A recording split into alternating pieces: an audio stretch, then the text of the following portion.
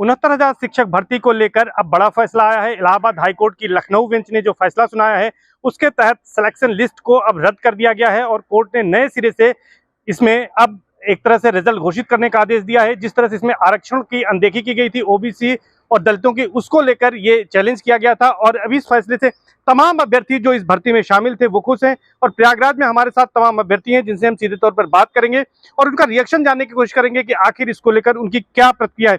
सबसे पहले आपसे जानना चाहेंगे क्या नाम है आपका और सबसे पहली प्रतिक्रिया कोर्ट के इस फैसले पर आपकी क्या है? मेरा नाम नवीन कुमार है, हम मऊ जनपद से हैं और हमारी ये प्रक्रिया है कि न्यायालय के डबल बेंच से जो हम लोगों के पक्ष में आदेश आया है इसका हम लोग सहर्ष स्वागत करते हैं और स्वागत योग्य जो पिछड़ों दलितों के लिए एक नज़ीर बन के ये आदेश आया है। क्योंकि तमाम भर्तियों में आपने देखा होगा कि तमाम एलिगेशन लगे हुए हैं कि सरकार ओवरलैपिंग को रोक दे रही है।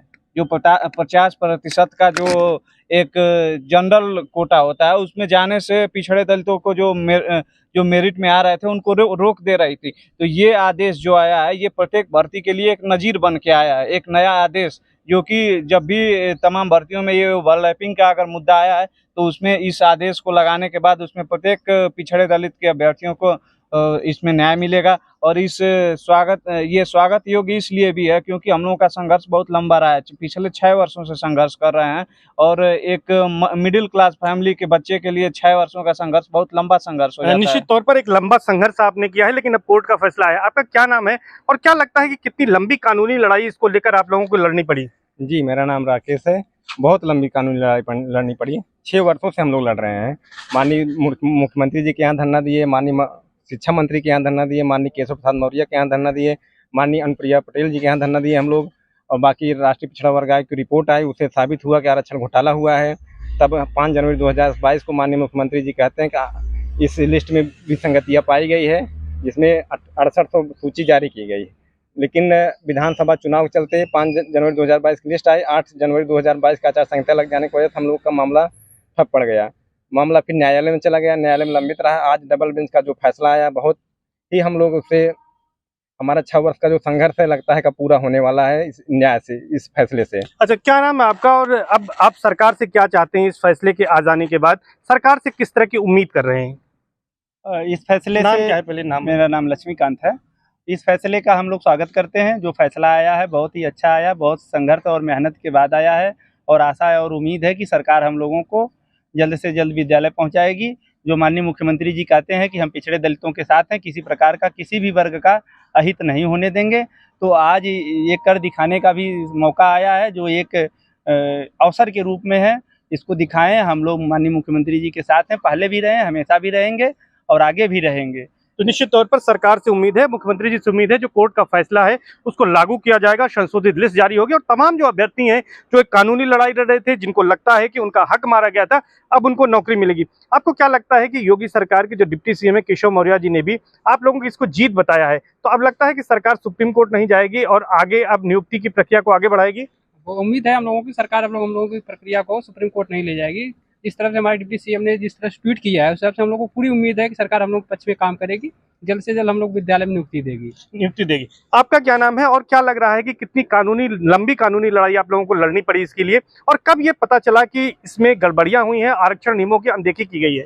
मैं नितिन कुमार जौनपुर से हूँ और ये जो सफ़र है हमारा 6 साल का लंबा सफ़र, सड़क से लेकर सदन तक, और जहाँ हर मुद्दे हम लोग ने उठाया और जहाँ तक पैरवी की बात है हमने उच्च न्यायालय में अच्छी पैरवी की, जिससे डबल बेंच में हमारे पक्ष में फैसला आया है।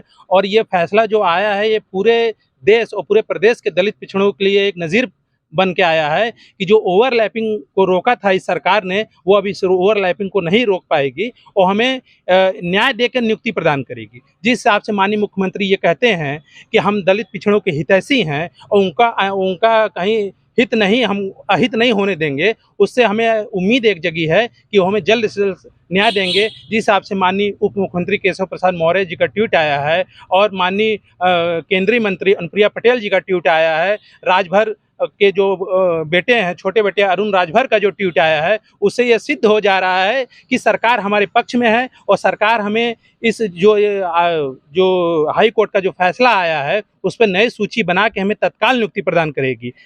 ठीक है, और आप ये बताइए कि क्या लग रहा है आपको इस फैसले के बाद अब सरकार किस तरह से इसमें आगे काम करना चाहिए, लोगों को नौकरी देनी चाहिए? कि सरकार से उम्मीद यही करते हैं कि जल्द से जल्द हम लोगों को नियुक्ति दिया जाए और हम लोगों को एक लंबा संघर्ष रहा और 6 साल का, जिसमें हम लोगों ने अच्छे से अपनी लड़ाई लड़ी और अब उम्मीद करते हैं कि सरकार भी सहयोग दे अपना। कुछ और लोग हैं जो अभी छूट गए, उनसे बातचीत कर लेते हैं। आप ये बताइए कि एक लंबी कानूनी लड़ाई लड़नी पड़ी, कब आप लोगों को लगा था कि इसमें गड़बड़ी हुई है, आरक्षण नियमों की अनदेखी हुई है और उसके बाद एक लंबी कानूनी लड़ाई आप लोगों को लड़नी पड़ी? हम लोगों को 2020 में ही रिजल्ट आया, उसके बाद ही मालूम हो गया कि इसमें गड़बड़ियां हुई। तो लगातार संघर्ष करते रहे। अब इस फैसले के बाद क्या लगता है आपको? इस फैसले के बाद हमें लगता है कि योगी आदित्यनाथ ने हम लोग जल्दी से जल्दी नियुक्ति देंगे। ठीक है, जल्दी से जल्दी नियुक्ति मांगे। क्या लग रहा है आपको? कोर्ट का जो फैसला आया है कि 3 माह में संशोधित रिजल्ट जारी करने का आदेश दिया गया है, सरकार अब इस पर अमल करेगी, उम्मीद है? यस, ये तो जरूर लग रहा है कि सरकार इस पर अमल करेगी, क्योंकि पिछड़ा वर्ग जो सरकार में मंत्री हैं, चाहे अनुप्रिया पटेल हों, उसके बाद अरुण राजभर जी हों, इसके बाद केशव प्रसाद मौर्य डिप्टी सीएम हो, उन लोगों को मतलब जो ट्वीट आया है वो हम लोगों के मतलब पक्ष में आया है और ये उम्मीद लग रही है कि कोर्ट के फैसले का ये लोग मतलब सम्मान करेंगे, हम लोगों के साथ न्याय होगा। लक्ष्मी जी, आप ये बताइए कि आपने एक बात कही थी अभी कुछ देर पहले जब हमसे बात हो रही थी कि तमाम लोग ऐसे थे कि जिन अधिकारियों ने इस पर गड़बड़ी की थी, उनको लेकर क्या कहते हैं? हमारा कहने का मतलब है कि उन पे कार्रवाई करनी चाहिए जिन लोगों ने सरकार की छवि, माननीय मुख्यमंत्री जी की जो पारदर्शी नीति है, किसी प्रकार का किसी के साथ भेदभाव नहीं होना चाहिए। अगर इस तरीके की जिन लोगों ने गड़बड़ियां किया हैं, जानबूझ के अगर गड़बड़ी किए हैं, तो निसंदेह उन पे कार्रवाई होनी चाहिए। अगर और बाई फॉल्ट किसी चीज़ का है तो उस चीज़ को हम माननीय मुख्यमंत्री जी स्वयं जांच करा के उसको दूध का दूध पानी का पानी करें, चाहे वो गड़बड़ी करने वाला हो, चाहे वो हमारी सीटों का घोटाले का हो। अच्छा, अखिलेश जी कह रहे हैं कि इसको एक तरह से ये पीडीए का मुद्दा है और इसको उपचुनाव में भी मुद्दा बनाएंगे, तो क्या इस पर राजनीति होनी चाहिए, मानते हैं? नहीं, राजनीति भाई अरे वो हैं नेता हैं तो राजनीति करेंगे ही। अगर माननीय मुख्यमंत्री जी हम उपचुनाव से पहले हम लोग की नियुक्ति दे देते हैं तो राजनीति खत्म हो जाएगी जी। अगर माननीय मुख्यमंत्री जी अगर राजनीति नहीं कराना चाहते हैं तो राजनीति यहीं समाप्त हो जाएगी, हम लोग को न्याय मिल जाएगा, बातें खत्म हो जाएगी, राजनीति खत्म हो जाएगी। शिक्षक भर्ती के पहले उम्मीद है कि शिक्षक दिवस के पहले 5 सितंबर के पहले आपको उम्मीद है कि आप लोगों को नौकरी मिल जाएगी अब इस आदेश के बाद? हाँ, पूरा उम्मीद है कि हम लोगों को शिक्षक दिवस से पहले हम लोग विद्यालय में नियुक्ति मिल जाएगी। हम लोग विद्यालय में अपने कार्य करना स्टार्ट कर देंगे।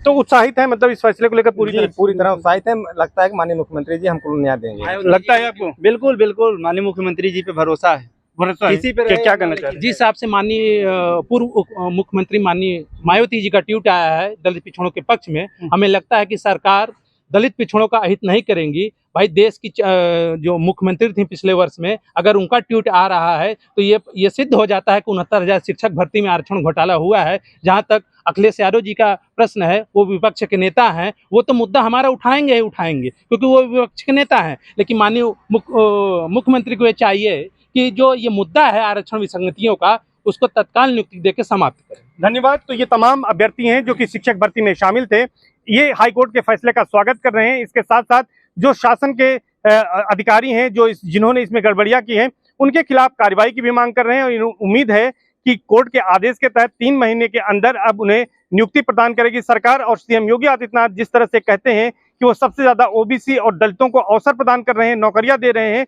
कोर्ट के इस आदेश का भी पालन करेंगे और सरकार इस मामले में सुप्रीम कोर्ट नहीं जाएगी, बल्कि इन तमाम अभ्यर्थियों को जो अब इसके दायरे में आते होंगे उन्हें नौकरी प्रदान करेगी। सर्वेश दुबे, न्यूज़ 18, प्रयागराज।